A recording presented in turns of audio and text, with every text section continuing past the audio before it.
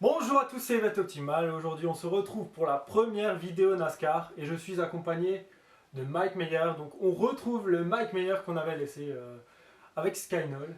Voilà. Donc, c'est mon ami, mon frère, voilà, qui m'a fait aimer ce sport, ce spectacle qui est la NASCAR.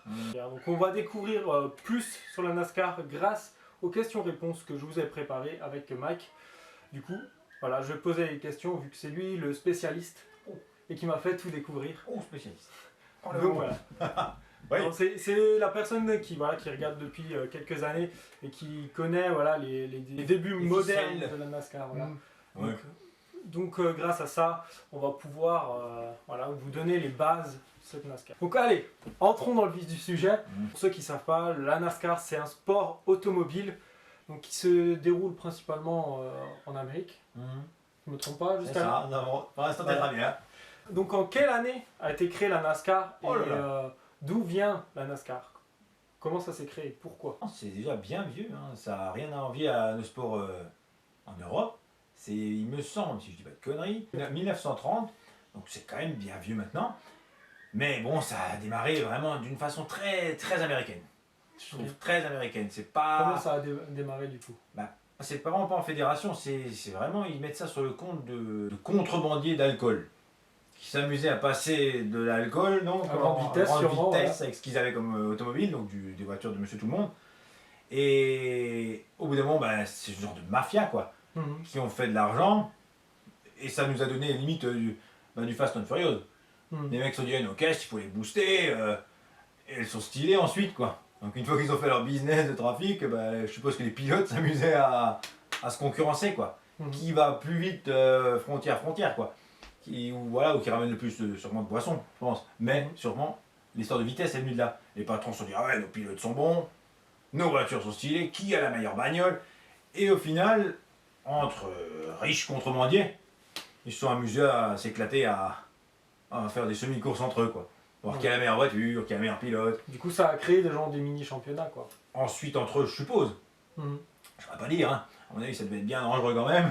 En plus, à l'époque, est-ce que c'était réglementé? Ah c'est sûr, niveau sécurité en 1930 c'était pas le top encore. Mais très vite après, quand même, je veux dire, l'État américain, c'est comme toujours en Amérique, c'est ça qui est beau. C'est ça l'univers de l'Amérique, c'est ça qui me plaît. Quelque chose de mal, il peut quand même naître quelque chose de bien. Et ça c'est l'Amérique, je trouve. C'est une chance comme ça, tu verras pas en Europe. Tu verras pas en Europe, non. Puis au final, c'est devenu quelque chose de bien, le bien est rentré là-dedans. Et très vite après, je dirais, c'est pas très expert, le mec fait, mais je dirais, 1950, quoi, 49, s'il nous dit 49. En 49, tu as déjà l'Amérique qui est donc une réglementation qui arrive, NASCAR, et qui commence à mettre ça déjà en point. Du coup il y avait déjà des petits championnats avant ce 1949 qui étaient légalisés, mais ça s'appelait pas encore NASCAR. C'était des petites formations, des petits groupements en fait, de championnats qui devenaient de plus en plus légales. Il me semble que c'est un secteur en plus, voilà, il me semble. Et vu que les États-Unis sont assez grands, je pense que ça se divisait en plusieurs, dans plusieurs États. Du coup, pourquoi les voitures NASCAR tournent-ils en rond? Donc, j'ai un début d'explication. Donc, c'est vraiment pour la vitesse. Donc, c'est ça, on a les inclinaisons en fait, et du coup, tout le banking et le fait de tourner en rond comme des centrifugeuses, du coup, ça apporte de la vitesse. Oui, clairement. D'où le sport spectaculaire et spectacle qu'on disait avant. C'est de toute façon un parti pris de base, ça c'est sûr, hein. C'est un parti pris de base. Il n'y a même pas besoin de discuter plus que ça sur pourquoi il tourne en rond ou pourquoi il ne pas en circuit, machin. Déjà il y en a des circuits, mais plus communément c'est en rond, ça tourne en rond. Mais c'est un parti pris de départ. Ensuite on a développé, ils ont développé ces ronds au final, avec la technique, comme tu dis là, qui va avec. Le rond, l'ovale, nous permet de faire des inclinaisons différentes et on en a besoin pour aller très vite. On ne freine pas, on y va comme des bourrins, à fond, grâce au banking, la voiture colle à la route, ça c'est scientifique. Du coup, ils ont développé l'ovale, clairement, pour le spectacle, et parce que c'est un parti pris. Voilà. Après, ils sont ouverts, c'est vrai, avec des circuits. Mais c'était aussi pour le spectacle finalement les circuits. On va aller chambouler les types. On va aller titiller les pilotes, ça va nous donner du spectacle. C'est pas C'est con, ça. c'est pas con, c'est Et on sûr. peut pas faire de circuit entièrement en ligne droite ou routier et les faire rouler à 320. Le côté très sportif de la NASCAR. Mm. Là, on parle de sport. Quand tu es à 300 dans un virage, entouré de 3 autres pilotes, là, ça y est, là, il n'y a plus le côté spectacle finalement. C'est spectaculaire pour nous, toujours, qui font le sport. Mais là, on retrouve le côté sportif. Le pilote, là, c'est clairement un sportif. Mm. Tenir sa voiture à 300 dans un virage, entouré de 4 adversaires, tout ça pendant 4 heures, là, clairement, on parle de sport. C'est ça. Mhm. En plus, nous, on a plusieurs circuits. Donc, la NASCAR a créé plusieurs circuits. On a De toute les façon. 1 miles, les 1 miles et demi, les super speedway, les routiers, les mi-routiers. Mhm. Et cette année, la nouveauté, circuit sur Terre. Sur Terre, ouais. Ouais. Là, c'est clairement très intéressant. C'est vraiment pas du rond. Et c'est ça qui est bien. C'est pas un rond, c'est un rond. Mhm. C'est vrai que les gens, quand ils voient les circuits, ils disent ouais, bah, ils vont jamais être dessinés pareil. C'est vrai, c'est plus visuel. Mais non, une fois que tu t'intéresses à la NASCAR, c'est carrément rien à voir le circuit le suivant. L'ovale suivant n'aura rien à voir. C'est ça, les inclinaisons, Ah ouais. les virages et tout ça changent. Ah c'est ouais, c'est carrément. vraiment des autres formats. Ils sont pas identiques chacun. Ça doit même être très chiant, Mm. je pense. Parce que tu roules tous les dimanches en NASCAR. Il n'y a pas 3 semaines pour t'entraîner. C'est tous les dimanches. 36 dans le mois, 36 dans l'année. Et 42 mois dans une année. Les mecs, oui, 48 mois. Et les mecs ils roulent 36 mois dans l'année. Donc 36 dimanches. Ouais. Mhm. Du coup, c'est tous les dimanches. Donc du coup, tu avais à peine les paramètres de l'autre. C'est dimanche dernier que là, bam, c'est niveau paramètres. C'est ça. Et C'est ça, et le revêtement technique, quand n'est même. toujours pas le même. C'est Ouais, certains circuits ils laissent l'asphalte dégradé. Donc on a des trous, des fissures. C'est vraiment, voilà, c'est du spectacle. Donc ils sont prêts à faire des concessions, de laisser des particularités sur certains circuits. Ou même, voilà, on peut partir après sur les trophées de circuits. Il y en a qui sont, ce sont des vieilles horloges, d'autres c'est des homards. C'est vraiment selon le circuit, il y a des spécificités à part. Et c'est vraiment important. Il y a vraiment des fois des décalages qui sont vraiment intéressants, quoi. La tradition est restée. Comme Mike a dit, c'est que les pilotes, d'un week-end à l'autre, ils partent totalement dans un univers totalement différent en fait. C'est vrai, une sphère dimensionnelle différente. Hein, clairement, ils doivent le vivre comme ça, les pilotes. On le voit d'ailleurs avec le Covid. On peut rebondir sur l'actualité. On le voit, il n'y a plus d'entraînement. Les mecs, ils vont de dimanche à dimanche, quasiment du coup sans entraînement, sans qualification, et ça roule direct le dimanche. Dimanche, bam. Et on le voit. Le Covid a fait que du coup, là, ça les perturbe dans l'analyse du circuit. Dimanche, tu as des mecs à la rue. Ça, on n'avait jamais vu avant. Ce côté à la rue, parce qu'ils n'ont pas les réglages du tout qui est fait. S'ils viennent avec la bagnole le dimanche dernier, c'est foutu sur le circuit B. C'est foutu. Et là, on le voit très bien avec la période qu'on vit là. On voit des mecs qui ont besoin de. Ils ont peut-être 50 tours pour régler la voiture, hein, clairement. Ça, on ne voyait pas avant. Donc tout ce qui est parti, là on a parlé un petit peu tout ce qui est parti circuit. Donc là on va passer au côté pilote, sponsor, voiture plutôt à part. Donc on peut dire déjà que les voitures NASCAR ne roulent pas sous la pluie. Donc vu l'inclinaison, on ne peut pas les faire rouler sous la pluie. Sur les ovales en tout cas. Voilà. Sur les routiers, ça fait depuis quelques années qu'ils testent et qu'ils essayent de rouler sous la pluie avec des essuie-glaces et qui s'adaptent. Encore une fois, le règlement s'adapte. Et il faut que ça roule de toute façon. Ces pilotes NASCAR. Il faut que ça roule en NASCAR. Donc ils font tout pour qu'on ait le spectacle le dimanche. Ouais, clairement. Clairement. Et bah, tiens, je rebondis sur le côté il faut que ça roule. Ça, on n'a peut-être pas dit, mais c'est surprenant aussi comme le dimanche, il pleut. Les mecs vont tout faire, ils annulent pour la sécurité. Mais ça peut rouler lundi. On va essayer lundi. Le planning s'adapte. Il pleut lundi, on va essayer mardi. Ça, c'est exceptionnel. Tu auras ton spectacle quoi qu'il arrive. C'est ça. Ça, c'est vraiment. Voilà, je t'ai un peu coupé de ton élan, mais. Non, mais ça m'est venu comme ça, c'est assez surprenant. C'est assez surprenant. En Formule 1, on va te foutre un drapeau rouge. On va te dire il pleut 3 jours, bah, on va pas la courir mercredi cette course. On le sait, on n'a jamais vu ça. Il a éliminé le Grand Prix, on passe. Il y a eu un orage, un ouragan, on passe, on dégage.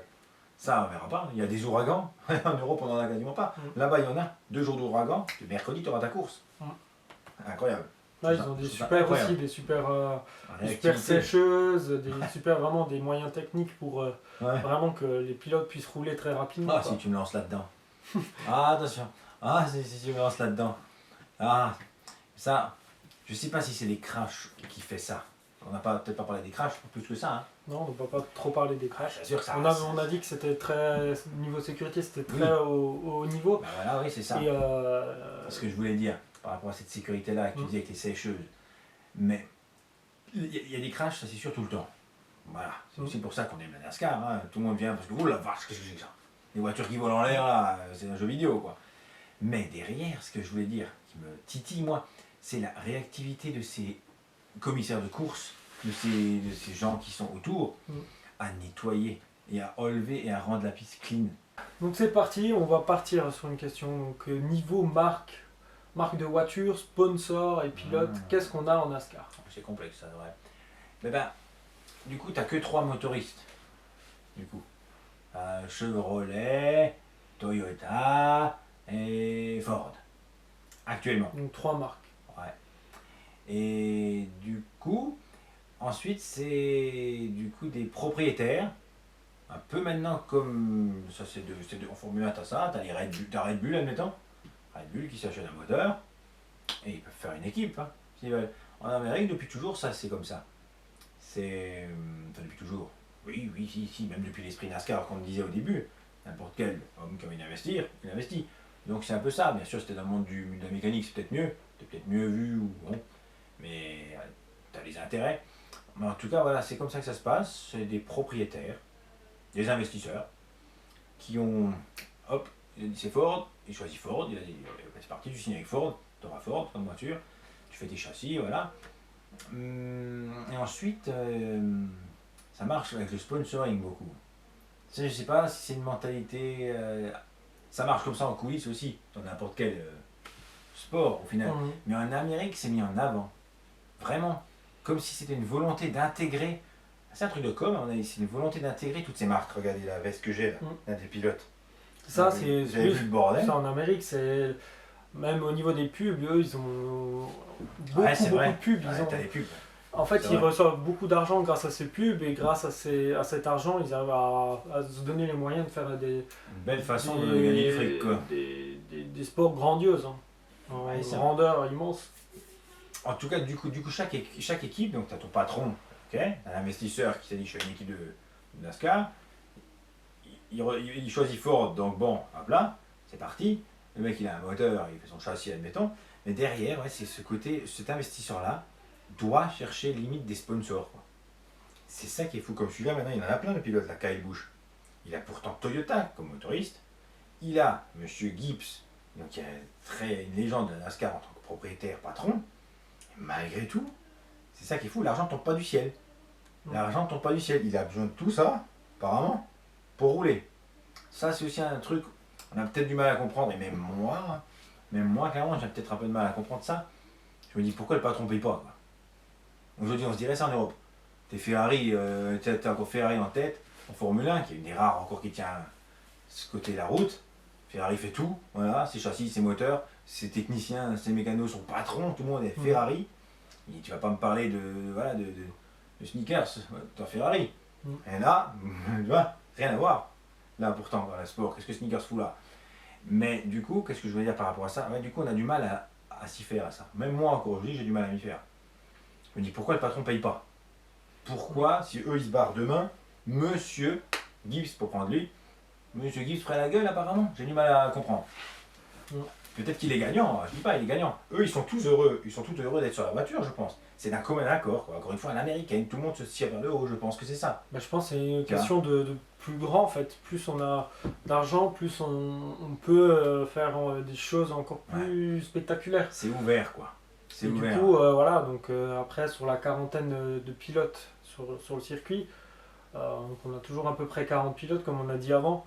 40 pilotes sur le circuit, et il y a souvent 30 qui ont vraiment des sponsors attitrés qui sont là toutes les courses, et il y en a d'autres, des légendes ou des gens qui ont juste un sponsor pour une course viennent faire une petite course particulière en tout cas. Même Events Optimal pourrait investir dans une des voitures là, Et c'est ça qui est Ouais, beau. c'est ça, ouais, Ça, c'est beau aussi, il y a ça. des pilotes de 50 ans qui, voilà, qui font juste un circuit, ils se font un kiff, quoi, ils se font juste un circuit s'ils ont de la place et un sponsor, et voilà, c'est parti. Mhm. C'est vraiment aussi une particularité de la NASCAR, quoi. C'est Ouais, qu'on les a vraiment sponsors, 30 pilotes dans un championnat, Ouais. et il y a des fois des pilotes qui viennent de l'Xfinity, donc la NASCAR Ligue 2, et voilà, il y a même des jeunes, du coup, de cette Xfinity qui viennent en NASCAR, des fois pendant juste une course, voilà, pour commencer à apprendre le métier, quoi. Donc c'est vraiment intéressant. Ouais. Du coup, qui est le meilleur pilote de tous les temps? Est-ce qu'il y a des chiffres, des fétiches ou intéressants à connaître quand on débute en NASCAR? Ouais, des chiffres fétiches, des chiffres fétiches, il y en a. Des grands numéros, des grands noms, bah ça c'est sûr que depuis 1900, on a vu 50, il y a de quoi faire. Alors, le plus grand nom, tu veux d'abord? Pour moi? Oui, pour toi. Le plus grand nom pour moi, du coup, c'est Earnhardt Senior, Dale Earnhardt Senior. Il a eu son fils ensuite qui a roulé jusqu'à pas très longtemps. Pour moi, ce serait Dale Earnhardt, voilà, le plus grand nom. Mais, ou le plus grand nom, comme le plus grand. Oui, pilote. Tu me demandes en Formule 1, je te dirais Schumacher. Là, je te dirais Dale Earnhardt. Ensuite, tu as pas mal de. Je vais me faire des ennemis peut-être. Mais après, tu as pas mal de Prost et de Senna. Des gens pareils, quoi, que Schumacher. Mais du coup, t'en as pas, ouais, t'en as pas mal. Hein. T'as Jimmy Johnson, qui vient de terminer sa carrière, qui part 7 titres, comme Dale Earnhardt, qui part aide-moi, il est parti dernièrement, là, il roule encore, il a arrêté la NASCAR, mais il est parti en IndyCar. J'ai vu sa course d'ailleurs, c'est très bof. Il s'est fait déglinguer le pauvre. Ah, c'est une monoplace, c'est autre chose. Hein. Ah, c'est autre chose. Il s'est fait déglinguer là. Sinon, Tony Stewart, que tu aimes bien. Ah, Tony Stewart. Ta référence? Ah, oui, Tony Stewart. Ah, je t'ai connu en NASCAR alors là, Tony avec ses Stewart. pilotes. Ah, Tony Stewart, il démarrait de la monoplace. Donc il a fait. Passionné, hein, en tout cas, de tous les sports automobiles. Ah, ça c'est sûr qu'il kiffe les sports auto. Donc Tony Stewart, qui démarrait en monoplace. C'est pour ça que j'ai aimé. Parce que moi, je venais de la Formule 1. Je commence à regarder la NASCAR et on me dit hey, ce pilote, il était champion monoplace en Amérique. Je fais ok, là il est dans ce sport de badass, là, un sport de ouf. Je me suis dit, je prends lui. Comme ça, j'ai choisi. Bon, vu que je partais de la Formule 1, je me suis dit, ah, celui-là il s'est piloté. Parce que les mecs qui tournent en rond, je me suis dit, bon, je vais prendre celui qui s'est piloté, quoi. Je me suis dit à l'époque. Et comme ça, j'ai choisi Tony Stewart qui a gagné 3 titres. Donc il y a Tony Stewart, t'en as pas mal. T'as Jeff Gordon, numéro 24. Faut retenir, il n'est plus là non plus. T'as beaucoup de gens qui sont partis, c'est vrai, voilà. T'as la voiture, une des voitures la plus légendaire, c'est la 11. On a ça, on ne sait pas trop d'ailleurs. Dans les commentaires et tout ça que tu vas entendre sur la NASCAR, c'est la 3, c'est le Dale Earnhardt. Beaucoup, t'as la 43 de Richard Petty, pareil, aussi 7 titres. Grande star. Alors là, c'est le recordman de victoire, Richard Petty, toujours sur l'hippodrome. Il a une écurie carrément. Il a une écurie, il aura passé 75 ans à mon avis, ce monsieur. T'as donc la 43, mais donc la 11, pour revenir sur la 11, c'est-à-dire c'est mon nouveau pilote actuel que j'aime bien, qui a la 11. Ouais, qui a la 11, Denny Hamlin. Il a la 11, et du coup, je l'ai appris dernièrement, hein, c'est le chiffre qui a le plus gagné en NASCAR. Avec différents pilotes dedans, bien sûr. Hein. Mais du coup, le chiffre 11, je pense qu'il n'y en a pas beaucoup qui le savent en plus. Voilà, on va se focaliser sur les grandes légendes. Et je suis pas sûr de la 11. Ici, il y a eu quelqu'un de très connu à la 11, forcément. Si je vais le retrouver comme ça maintenant, est-ce que je l'ai Ah, bah bref. Mais t'as pas des mecs qui ont gagné 7 titres dans la 11. Et du coup, on pense pas que la 11 a gagné autant de victoires. Voilà. On va me dire, c'est des deuxièmes, ça se trouve dans la 11, comme Denny Hamlin, quoi, toujours deuxième. Et sinon, pilote actuel, parce que si là tu fais bien des fans dessus, pilote actuel, il y a un sacré panel. Franchement, je suis assez content du panel. Il y a plein de champions. Ah, oh, tu es sûr? Plein de champions? Bah oui, on a Keselowski, on a Logano, on a Kate Busch. Ah oui, c'est vrai. On a Chase Elliott récemment. On a plein d'autres pilotes. C'est vrai qu'il y en a. On en a perdu beaucoup. Des légendes, enfin beaucoup de grands champions. On a perdu beaucoup de gros champions, mais on a plein de champions qui ont plein de champions jeunes, ouais. Ça, tu verras nulle part ailleurs non plus. Ça, tu verras jamais nulle part ailleurs. Je ne sais même pas si on l'a dit, qu'ils peuvent être 16 ou 17 à gagner un dimanche. C'est ça. C'est impressionnant. Et sur ces 16 ou 17, très fort, tu as au moins 6 champions du monde là, apparemment. C'est ce que tu es en train de dire. Tu as déjà 6 champions du monde qui se mettent sur la gueule tous les dimanches. C'est exceptionnel ça. Mm. Ça, c'est vrai que c'est assez incroyable. Ouais, c'est vraiment... tout le monde peut gagner, quoi. Et tout le monde peut avoir un titre. Au moins dans les 30. Il y a souvent des crashs, des bagarres. Ouh là là. Crash et bagarre, c'est un peu... on en a parlé un peu avant des crashs. Ah, Et il y a souvent aussi des bagarres, ça fait un peu partie du contexte NASCAR. Bon, c'est un peu calmé, c'est vrai que Mike va nous le dire, ça s'est un peu calmé. Mais c'est vrai que c'était assez souvent maintenant, assez courant qu'on voyait des pilotes venir aux mains ou vraiment se bagarrer sur la piste, mais comme des chiffonniers, quoi. Se mettre dehors et rendre le spectaculaire encore plus spectaculaire. C'est vrai, mais ça crée quand même vachement de choses à l'arrière qui étaient vraiment pas faciles à contrôler, je pense, pour la NASCAR. Et pour les journalistes et pour la retransmission. Ça, moi j'ai kiffé. Moi j'ai kiffé cette période. J'avoue, bon, c'était chiant quand ton pilote se fait mettre dans le mur. Non sportivement, c'est un peu bordel. Et tu dis jusqu'à où ça va aller. Et la NASCAR a laissé faire pendant des années. Hein. C'est par vague, comme ça. Par vague. Des fois la NASCAR elle met un coup, je suppose que hop, pendant 8 ans ça va être calme. Puis hop, tu laisses refaire. Et la vague monte. Et tout dépend où tu es quand tu regardes. Mais la dernière vague, bien bourrin quand même, c'est arrêté en 15, je crois. En 2015. Depuis 2015, on est dans une phase où voilà, la NASCAR a dit stop toutes ces bagarres. Tu as dit dans ton ouverture, ils ont réussi, les Américains, à trouver ce côté spectacle étant un. Ça, c'est dur à se mettre en tête quand même, quand tu démarres ou quand tu viens de l'Europe. Moi, j'étais méga fan de Formule 1 avant. Voilà, de tous ces sports européens qu'on a. Et du coup, quand tu arrives là-bas, ça, c'est le genre de truc qui pique. Mais si tu te concentres dans les heures que ça. Voilà, tu regardes 2 d'affilée de NASCAR, des courses de NASCAR, c'est pas possible que tu n'aimes pas. Franchement, c'est pas possible. Alors revenons sur cette histoire de le dernier qui est remis dans le tour. Il faut savoir qu'il y a 40 voitures. Sur 40 voitures qui donc tournent en rond. On va en revenir dessus, je pense, sur ça. Donc forcément, quand tu tournes en rond, tu vas rattraper les mecs de derrière, c'est logique.